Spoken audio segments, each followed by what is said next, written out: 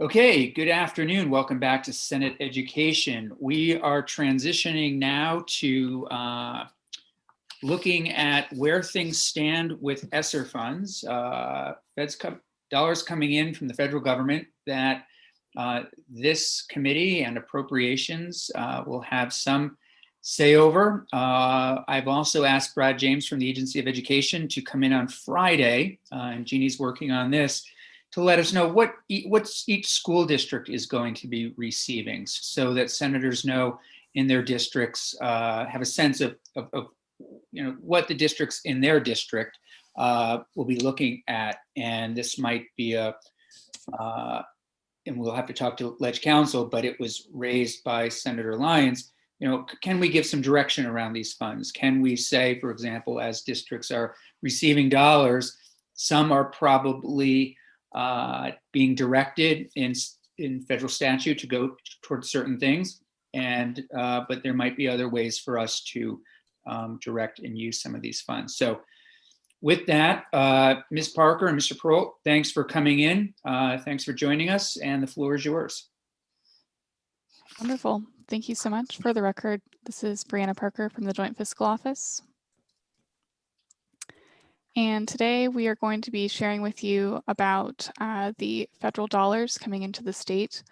We've actually prepared some materials for you that will look into the allocation amounts at the district level. So looking at some of those portions that are going to all of the different schools. I did provide some. Ms. Parker, just for clarification, so that sounds like we may not need then Mr. James in if you're going to provide that to us right now. Is that accurate? If I could just jump in here, Brianna, the information you're providing is at that SU level, right? Rather than the down to the district level. So there we may want more detail. Okay, great. Thank you. Yep. I will also say that this data that I'm going to be presenting with you today, we did get the ESSER 1 and ESSER 2, as well as the CRF and title dollars, all from the Agency of Education. But the ESSER 3, the most recent federal dollars that just passed on March 11th, those are still estimates at this time. So perhaps also getting some more information from Brad James as that becomes available would definitely help to clarify this, but I think it's still very valuable at this time to get a sense of where we're at. So with that, I think we can go ahead and dive in.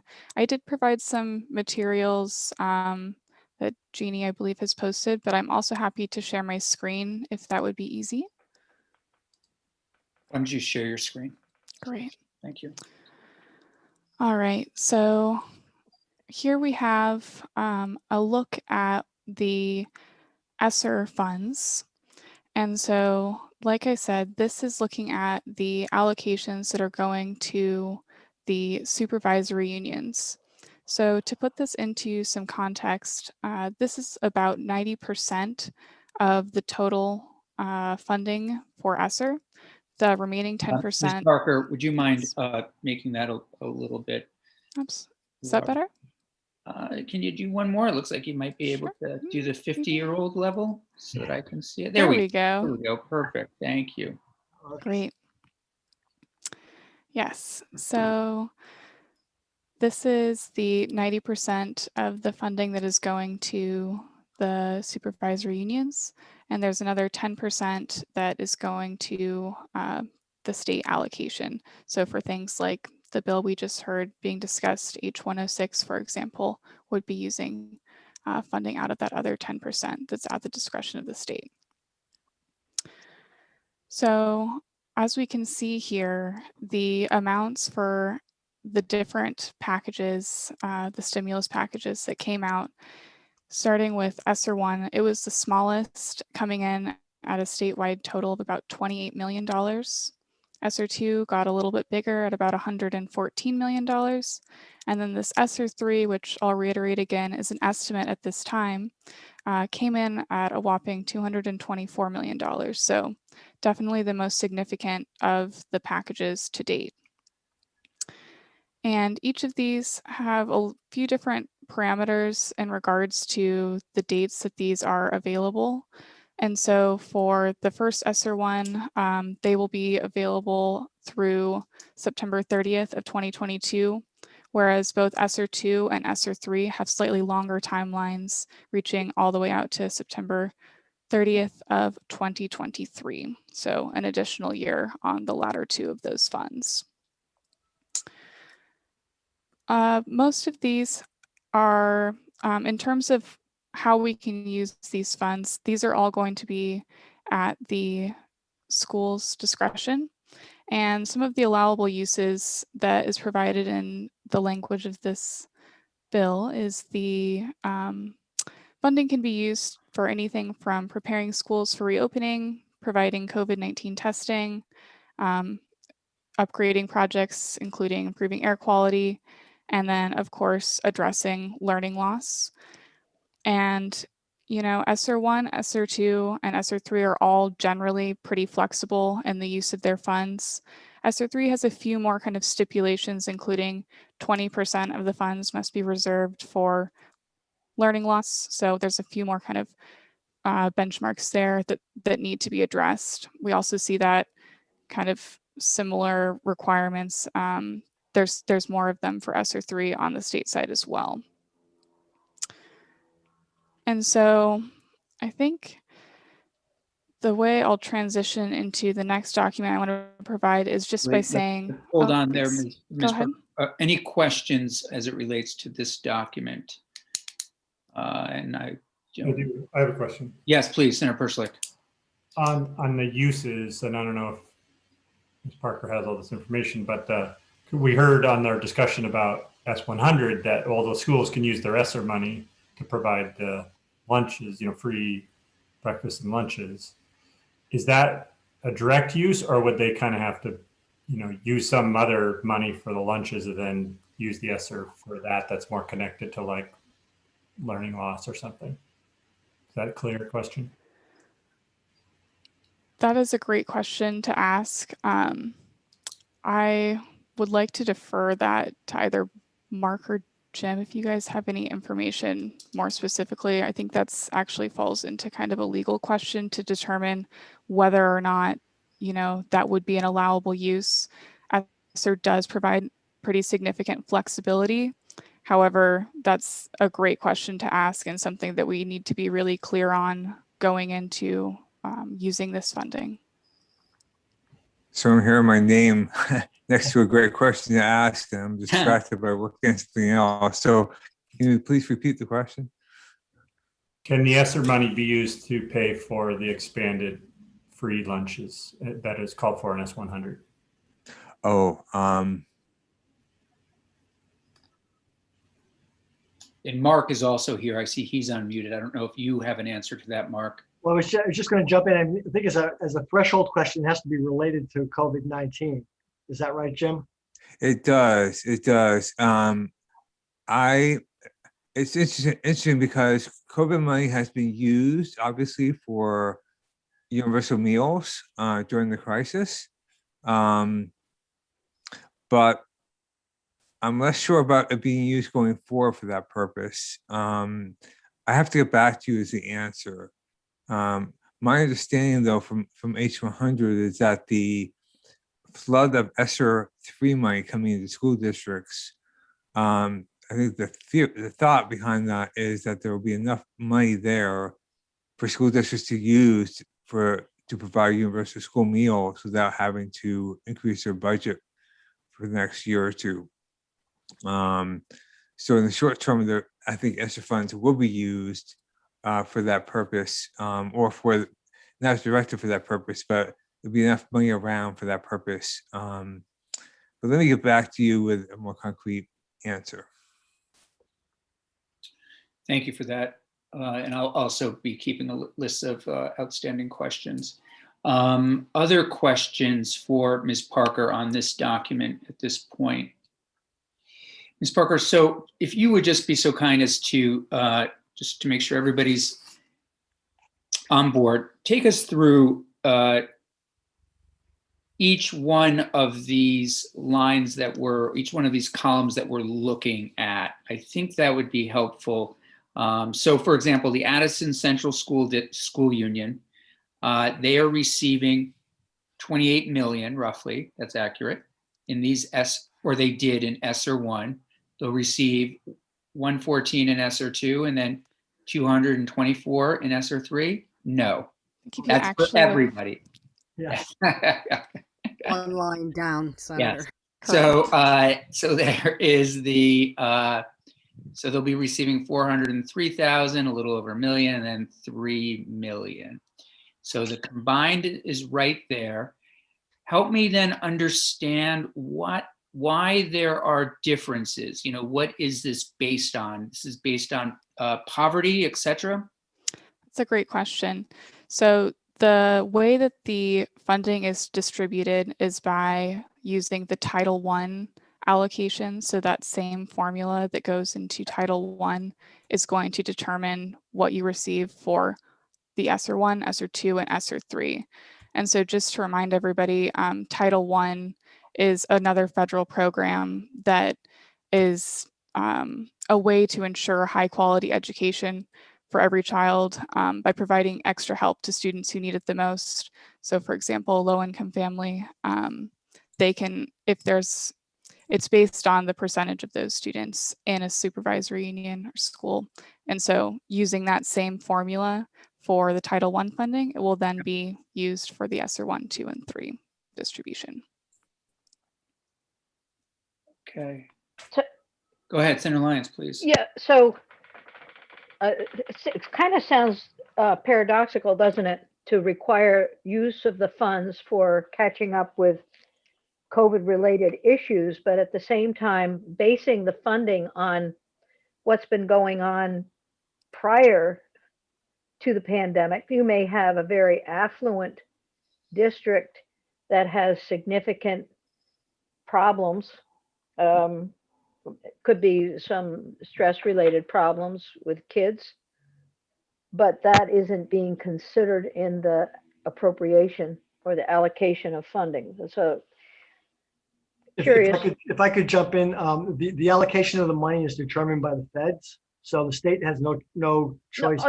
Yeah, I know, I understand that, but the feds just took the usual route, the way we usually get our Title I or whatever, but then said, now you get it, now you have to use it to recover from COVID, where there may be a huge differential between what you need and what you might get.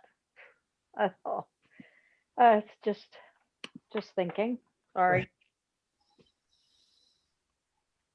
Any other questions for Ms. Parker on this? And Mr. Pearl, this might be a question for you or Mr. Desmarais. As everyone may recall, in H 315, we did put in money to help school districts manage these dollars. I guess I'm just looking to confirm that this is the kind of thing that they would these dollars would be used basically to help them figure out and to stay within the guidelines that are being put forward. Yeah, there's a provision in the bill that would appropriate some money to hire a consultant that would be available to provide technical assistance to the districts. The idea would be that this is an awful lot of money to be, pouring into school districts at one time, and the idea was that they might better use the money if they had some additional assistance in deciding how to go about allocating it. One of the considerations there that's come up that I'll just jump in on is I want to remind everybody that this is basically one-time money, this federal money coming in. So to the extent that you're using it to fund programs like ongoing universal meals, you create sort of a cliff at the end of the 2 or 3 year period when the federal money runs out. So. Yeah. No, it's a good point, and also as it relates to some of what Representative James was talking about. Okay, other questions? I guess for me, the thing that's, weighing on me, so if you're a district like Addison Central, you're getting a little over 5 million. It's COVID related. You have 3 years to spend it. And so those investments would look largely like things related to learning loss, certainly, programs that are going to help support students. And then maybe there are things, and this is, I guess, why the business managers are getting the support they're getting. I could see people wanting to stretch, what that definition is a little bit in some regards. I mean, it's, or not stretch, but make certain, again, that they are tied accurately to what the feds want us to use. Okay. Anything else? Okay. Please continue, Ms. Parker. Great. Thank you, Senator Campion. So this next one, I apologize in advance. It might make us all squint a little bit. I will try to walk you through it. It will perhaps provide a little bit more context just in the ways in which this funding is allocated. And so we can get a little bit of perspective on some of the recurring sources of federal funds that go out to schools. And then also additionally, what this COVID relief, what that looks like. So really, this is just trying to give us the big picture look. So I will try not to overwhelm everybody with all of the numbers on the screen and walk you through what we're looking at here. So starting on the left-hand side, we have each of the supervisory unions, as well as moving to the right, all of the different sources of title funding. And so these are the funding sources that the federal government provides to educational institutions on a recurring basis. These are things that will happen regardless of the pandemic. And so this is kind of the base federal funding that these supervisor unions will receive. So Title I, we've already talked about to some degree. It's the kind of base level funding. It's the same one that we're using to calculate the different ratios for the ESSER funding. Title II is to provide low-income and minority students with greater access to effective teachers, principals, and other school leadership. And then Title IV is working to improve the use of technology and other kind of student support systems. And so all three of those roll up into the next column here to show us kind of the sum of all of the recurring federal sources in this light green color. Maybe I'll pause there and see if there are any questions or comments before we dive into more of the COVID funding. Oh, these are, so again, this is what we would be getting even if we were not in a pandemic from Title I, II, IV. Right, and this is also ongoing money. So this is money that school districts can expect to receive every year, although the amounts change from year to year. It's an ongoing source of revenue. Thank you. District. So moving on, we have the CRF, which stands for the Coronavirus Relief Fund. And so this was part of the original CARES package, that first stimulus bill that came out back at the beginning of the pandemic. And so the CRF was set to expire on December 31st of 2020. But on the 27th, some legislation passed to extend that deadline further by about a year. However, most of the money was used up early on because of that initial deadline. And so what we're seeing here, most of that money has already been spent. Another kind of point I want to bring up about the CRF is that this was not a formula-driven allocation. Instead, it was a program that you could request funding for a specific use and then receive the funding if that was approved. And so it has a little bit of a different structure than the ESSER funding does, which was a formula-driven approach. So that's a distinction between those two. Then the next three columns are the ESSER funding, which we talked about in depth on the previous page. So just wanted to add that into kind of this big picture view of things. And then moving along to the next two columns, those are just the sum of, the first one is the sum of all of the COVID relief from ESSER 1, 2, 3, and the CRF. the next column is just the ESSER funding. And then this last one is going to be the sum of all of the federal funding from the different title sources, the ESSER sources, and the CRF. So as we can see, this number is very significant, all the way up to $478 million. So it's a very significant amount of money that's going to the state of Vermont schools. So that's kind of this at a high level. So I'll pause there and see if there are any questions or additional comments.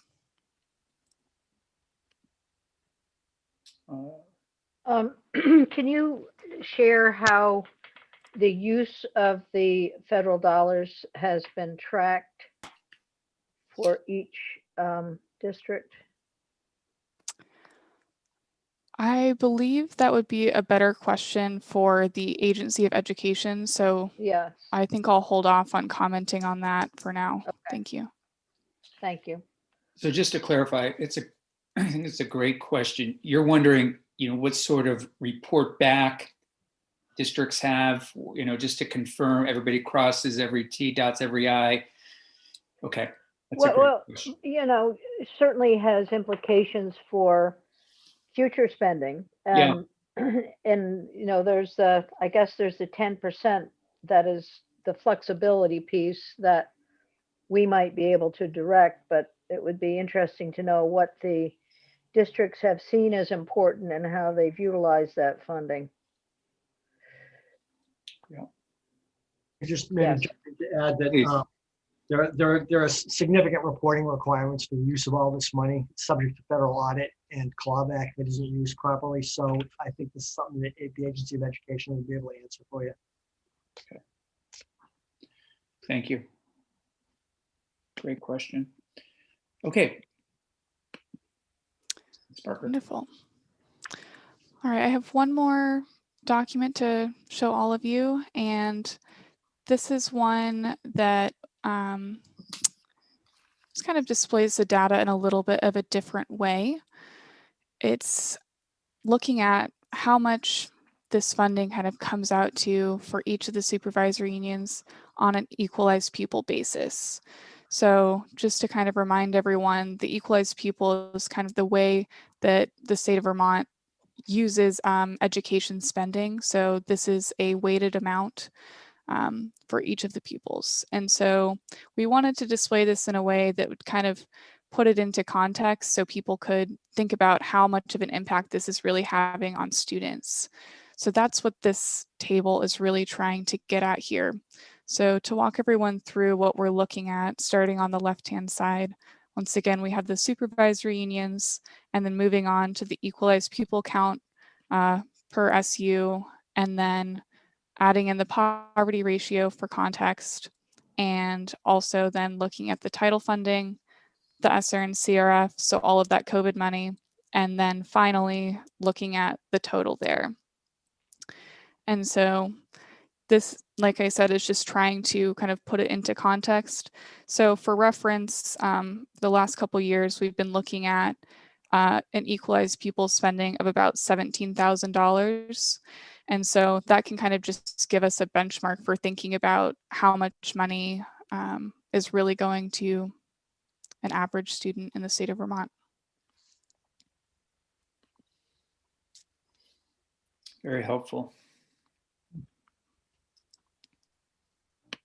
Any questions, Ms. Parker? Okay, if you want to just pull the screen down, and that would be great. Great. Thank you very much. Mr. Prolt, do you want to add to this conversation? No, I don't think I have anything to add. I just nailed it. Yep. Didn't know if you were working together or separately. So that's great. Well done, Ms. Parker.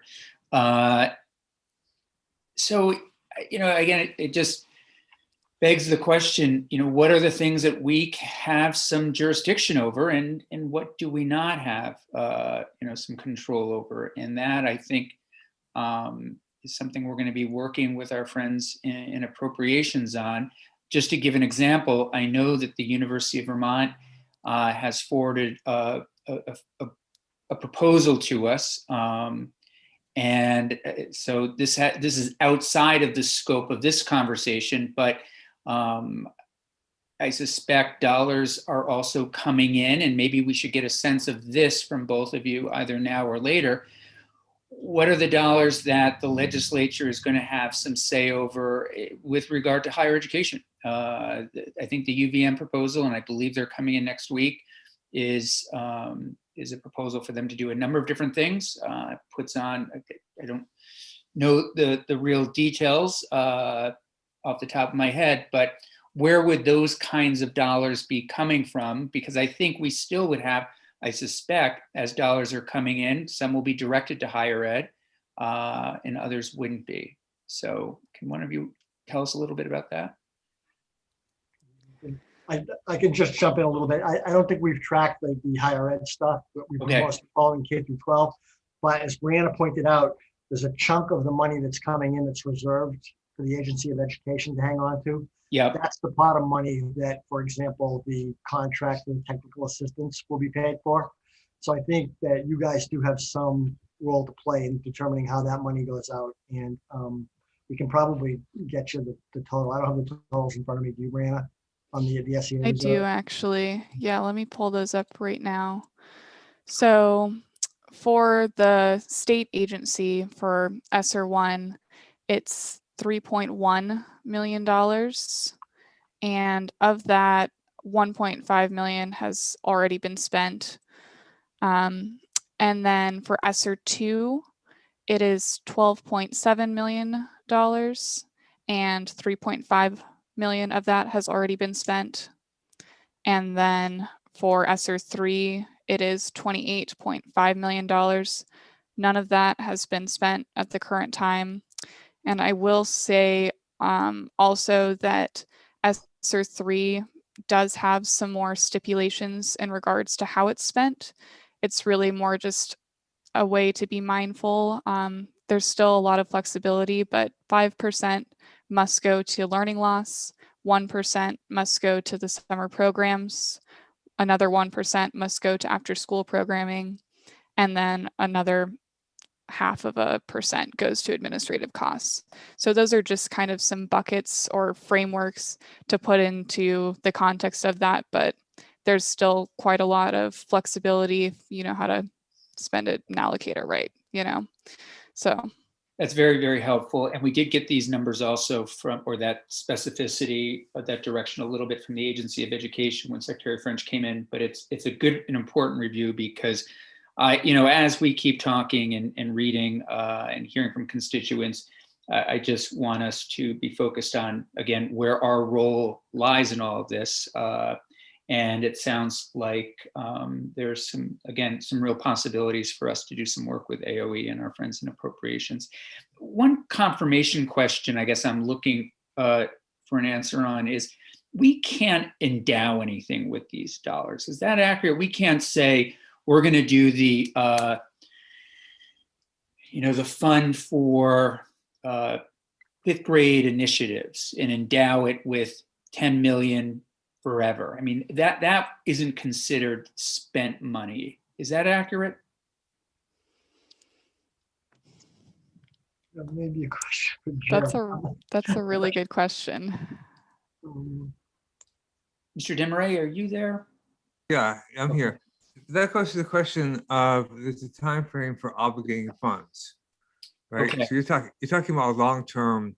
Yeah. So if we were to endow something technically in a way, and again, I don't have an idea on my mind, to be perfectly honest. I'm just thinking of ways that could perpetuate, if we were to take the interest off of $20 million forever, what would that look like? What could we fund in that way that also might offset some of our, the general fund dollars going forward? And are those It's hard to answer that question. And some of the other questions have been raised because ESSER 3 just got passed and there's almost no guidance out there as to what it means. So we've got a statute people are interpreting.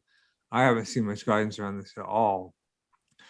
So I think, I imagine there'll be guidance coming out, like in the form of FAQs and stuff that might get to your point, or Senator Persick's point about use of funding. But at this point, that's not there, to my Yeah. knowledge. Okay. Any timeline on that? When we might come back and have a conversation, when that might come? I don't know about timelines. It's up to the federal government, obviously. So, Brianna, are you seeing anything for guidance? So far, I haven't. I do a daily search and I haven't seen anything out on ESSER 3 as of yet. I am happy to send along a link. I found a really, really helpful kind of frequently asked questions page I'd for love, ESSER 1 and also an awesome table that kind of provides some guidance for ESSER 1 and 2. So I'm happy to send those links along if that would be And so helpful. Brianna, that document also goes out to ESER 3 right now. So Oh, great, great. great. Yep. Yep. really recently. Yep, that would be great if you would be so kind as to send that to our committee assistant, and I'd ask Jeannie if she would email it around to everybody so they have it in their email boxes. No problem. when we Post it. Thank you very much. Anything else for Ms. Parker or Mr. Prohl? That was a great update on where things stand. Okay. Thank you both very much. Thank you, guys. You're welcome. Thanks. Good to see you, Mark. Very good to see you. Nice to be back. Good to have you I back. introduced myself, but yes. Very good to have you back. Great, thank you. Okay, committee, we have really one more item of business for the day, and that is committee or gubernatorial appointments. And we have had a number of appointments that we need to have conversations with people about, as well as have some of them into committee. And Jeannie has compiled a list.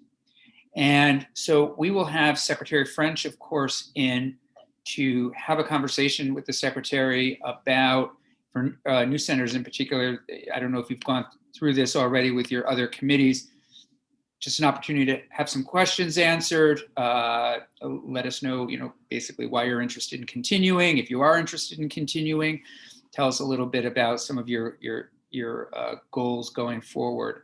And we will schedule that with Secretary French. What we also have here, though, are people that have been appointed to the State Board of Education and the State Board of Libraries. And so what I am going to do, if everyone is comfortable with this, I will go through and assign senators, individuals to contact based on the region they're coming from. I think the State Board, for example, has a couple people from Rutland County, I've noticed. So this would be Senators Terenzini and Senators Hooker reaching out to these individuals, asking them, why they're interested. We can go through some sample questions before this all happens, but I don't want this to be a rush at the end where we're calling people frantically in May, which sometimes is the case. So I just wanted to give everyone a heads up that some of these assignments will be coming, and I'll work with Jeannie and Carolyn Wesley in Becca's office to provide everybody with some questions that they might ask. Senator Lyons, you've done this many times, as have I. Do you want to add anything to this conversation? No, I think you've hit the nail on the head. I think it's really important to have some specific questions up front before you talk with folks. And yeah, I mean, the other thing is, if there are questions that the committee as a whole has for example, State Board of Education, there may be some issue that is key. That one should, probably come from you, Senator Campion. Make sure that those questions are included so that we know to ask them. Great. Good point. Any, It's pretty pro forma. yeah, yeah. And the one point of clarification I need that I'll get from, I think Senator Perschlick will remember this, whether or not members from the state board usually come in for a conversation, or if they are usually just receive the phone call. And that is one that I do not know, being relatively new to the world of ed policy, or back in the world of ed policy. Okay, any other questions? I think we're wrapping up. Jeannie, if you wouldn't mind taking us offline.